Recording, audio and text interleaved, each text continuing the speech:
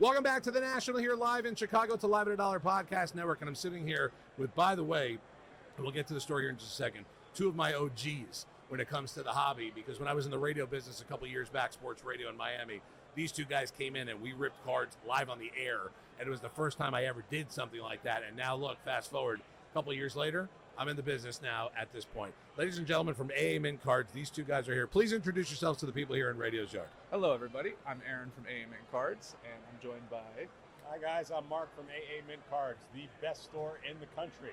That's my dad. Aaron and Mark, listen, you can tell at this point as well. All right, I'm going to start with this with you guys. My first national was this right here. I am as overwhelmed as completely possible. I can imagine at this point, you guys have been to a million different shows.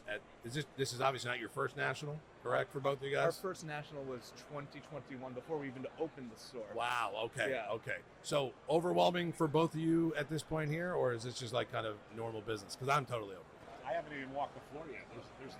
There's not enough time to do anything. I didn't even know there's an upstairs until about a couple hours ago when someone told me that. And there's a downstairs, too. What? See, like I'm learning all this right now. I have no idea at this point. When I walked in yesterday, luckily we have dealer passes, but Right. the line was outside all the way back to the Lowe's. Right. The line to get in was 0.3 of a mile.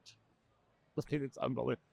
It's ridiculous. It's mind-boggling. Right. It's ridiculous. This is the first time we've ever set up at the show. We've never had a table. And you just can't escape because there's always something going on in the feed. Of course. So you can't see what's going on around. So whenever I walk around, it's like, oh, this is just so novel. First off, I love it because I think better for me as my first time seeing all the kids walking around and knowing at this point, this hobby is, oh, look at it. The mic is 100. The mic loves your dad, by the way. Loves your dad. The kids walking around, seeing the enjoyment on their faces, knowing that 13-year-old Zach is walking around here also, because that's what's ended up happening.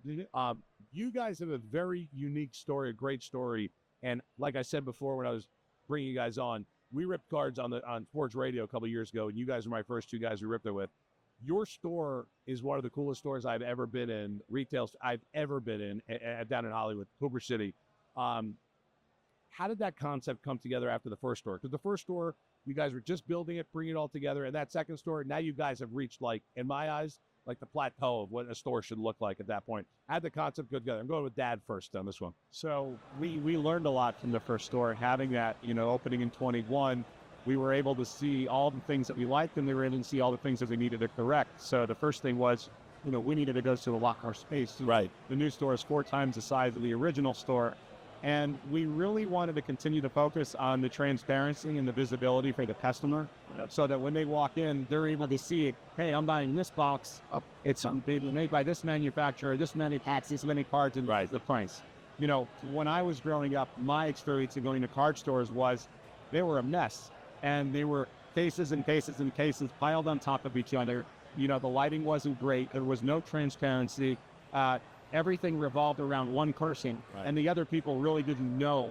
They weren't empowered to do anything. They didn't know what the prices were, and it all went back to the one person. Right. Well, that's not something that was a great experience, and we wanted to build something where people can come in, whether they're looking at raw cards for $1, which we have thousands. Oh, I've seen it. Right, I've seen it. And there's lines of people waiting to get into them, whether it's Pokemon or whether it's sports, or whether they're sitting at the breaking bar and they can rip, TCG, and they can rip sports, and you could do packs anywhere from $5 up to $10,000. Right. It's a community, and the whole community revolves around our store because they're coming in to submit their grading, to pick up their grading, or to pick up their break from the night before, Right. to sell to us, or to get supplies, or to get the newest release. Whatever it is that they need, they're just coming in because we're like the epicenter for everything card-wise. Right.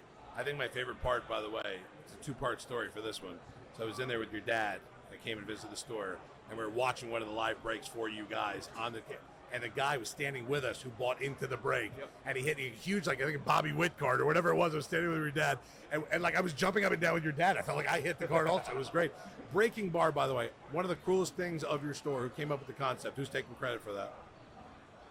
Anyone specifically? Okay, we're gonna go with Sun here. Okay, I like that. I don't recall. Okay, okay. So But I think it's a really cool setup that you guys have there, where you can buy the box, sit down, relax, and you just rip it right there. All I know is we spent a shit ton of money on greens, and what happened was the breaking bar when we first opened. Right. It was long, but it was jammed up all the time. Sure. So we actually had to take down a showcase and buy a whole nother slab of granite to go around the corner and to the side.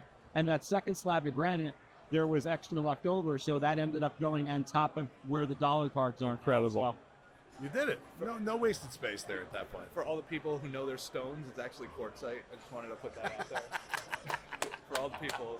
Look at this. You groomed a smartass. That's what you did here, and I like that at this point. The way that the hobby has grown, I'm gonna let you go in a minute here, but the way that the hobby has grown from even the day you guys started and the smaller store to where you are now, is it one of the most incredible growths? Because I've seen it also from a distance, and now that I'm inside, I see it. But you guys literally, I remember your startup. I remember how that whole thing happened and where you are now and where the entire hobby is now. It's incredible. Because I remember when you guys first came into the station, you were still in college. This guy was still in school trying to get out. And now all of a sudden, look what you are now. I feel like a proud papa here. But the hobby right, you better. You did a great job. The hobby in general, for both of you, question for both of you, the way that it's grown in the last couple of years, I'll use card terms here. I think we're closer to the floor of where the hobby is now to where the ceiling is going to be, how this hobby grows in the next 5 to 10 years. Am I close in your eyes or not? You see a lot of people that are not trusting a stock market. Right. Looking at this as an alternative asset class. When we saw the tariff announcement come out and the market dove, we had people coming in and buying all of our high-end cars. Right. Because they wanted to put their money somewhere else. And it's continuing, and we still see it because you've got, the proliferation of all kinds of Bitcoin and blockchain. Right. And people want to move their money to places other than a fully valued, for what we think is a fully valued stock market. Right. Yep. And for you also, the college student turning into the businessman, watching the hobby grow as a kid into a young man as well. A kid, you're 18 years old now. You're much older than that now, but. You also, from your eyes, because I look at it from my perspective, I know your dad does from you. Yeah. For you, the way the hobby's growing. Yeah, so what my dad says from more of a macro perspective. Right. I think from a micro perspective, people want to. It's not fun to own a stock. Right. You look at your portfolio like, all right, and then you put it away and that's it. Right. This is fun. Yes. This is engaging. So it's something you could share with your family. Right, of course. The hand downs. Of course. And right. it teaches great business tactics. You're basically tiptoeing into the world of arbitrage, buying, selling, flipping, grading. There's so many aspects to it that one person can dive into. And I think that's what's really sticky about it. So all it takes is one headline, like that Caitlin Clark, that big Caitlin Clark that sold, one cool card, one memory, one thing you found in your attic to get you into this whole world of cards. And we've been in it for what? You've been in it for since you were before my age. Me and your dad talked about it, the old card shop days at that point too. But I like having an older gentleman on here. Not saying that you're old, but I like having an older gentleman on here so we can talk about that. Middle fingers down. But yeah, it's such a different story because even when me and your dad were talking about it before, it's walking into a card shop. There's one guy behind the counter. You might be third in line. You're not getting your pack. Or the packs are on the counter and someone's opening it, to where we are now, to where the National is now, from when I used to go to the Coral Square Mall down in South Florida to one of those cars where my dad would drop me off and take my mom shopping so I could walk around for 20 minutes, to this where there's going to be, upwards of 150,000 people walking through these doors for the next couple of days, if not more than that. It's incredible what's happened to this hobby. I'm just glad to now be a part of it at this point, but honestly, I'm happy for both of you guys seeing what's happened from kind of where I saw you guys start to where you guys are now. It's a great story for you two too. What a great family story for you as well, kind of being in the business together. And it's cool that I know you both. I like that too. I like when I know celebrities. And there it is right there. With this also. I feel the same way about you. Well, listen, we're a nice family. It was my first rip ever was with you guys. Talk about that? What was it? It was a 2000.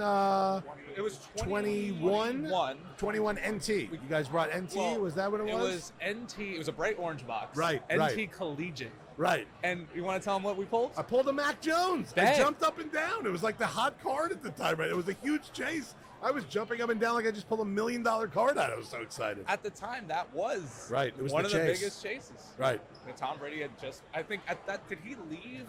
I think it was New Max. England at that time? Yeah, Yes. Tom Brady was just in Tampa. Mac Yes. was just the quarterback there for New England. You guys came in right before football season started, Yep. and boom, we hit it right there. My crowning achievement moment in the hobby so far with these two guys here. And we haven't asked for commission on any. 4 years ago, crazy, right? Crazy. That's a long. It seems like so. It seems like yesterday. But what you just talked about, the nostalgia, Right. that goes back to Aaron's point. It's not a stock. Right. It's people can touch it and feel it and enjoy it. I can't tell you how many times people have come in and you're sitting at the breaking bar and it's a lot of dads and sons. Sure. Right? Always. And I've heard no less than 10 times a kid go to his dad, "Dad, this is the best day ever." Right. And it's that empathy, it's that bonding that goes on. And they're not on their phones. They're not on TikTok. They're not on Right. Instagram. They're actually communicating and interacting like real people, right? With their dad. Right. You just don't see that anymore. And that is really what it's about. It's about the father-son bond, and it's about the nostalgia. And that's why people gravitate to and really enjoy card shops. If you think about it, a card shop is an escape. Right. It's an escape from your everyday problems. Just like somebody can go to a bar and they can drink and forget about their problems, they do the same exact thing at a card shop. The beautiful thing about having a store, and I've been involved in a lot of businesses in my lifetime, there are no upset people at our store. Everybody's happy. Right. Everybody's thrilled to be there. And Right. I've never been involved in a business that I've experienced that before. How many businesses in the world can even say that at that point? Very few, if any, except for this hobby right there. Go back to your booth. Tell everyone where they can find you guys on the app, website. Give all the information out. So we're kind of all over the place. We're on YouTube at AA Mint Cards, TikTok at AA Mint Cards, Whatnot at AA Mint Cards, Instagram at AA Mint Cards, AAMintCards.com. Our repacks Mint City. Those have been very popular. We came out with a national edition special for this event. Trying to think of what else.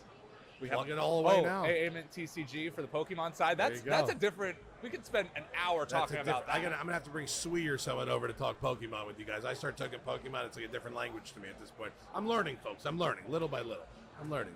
Charizard. I There don't we know. go. There we go. Throwing random names out there at that point. I can't even spell Pokemon. No, I'm with your dad on that one. We're gonna stick to the 91 Griffey chase at this point. 89 Griffey chase. All right, guys, go back to the booth. Thank you so much for coming on with us. Really, really appreciate it. You know I love you both. Best wishes for both you as always. These are my first two guys, the OGs, to get me into the hobby at this point. Mark and Aaron from AA Mint Cards. Appreciate them joining us here on the Live at a Dollar Podcast Network. It's Radio Jard here, live from the National in Chicago. Two of my guys here for a couple minutes joining us from AA Mint Cards. We'll be back with more content here on the Live at a Dollar Podcast Network.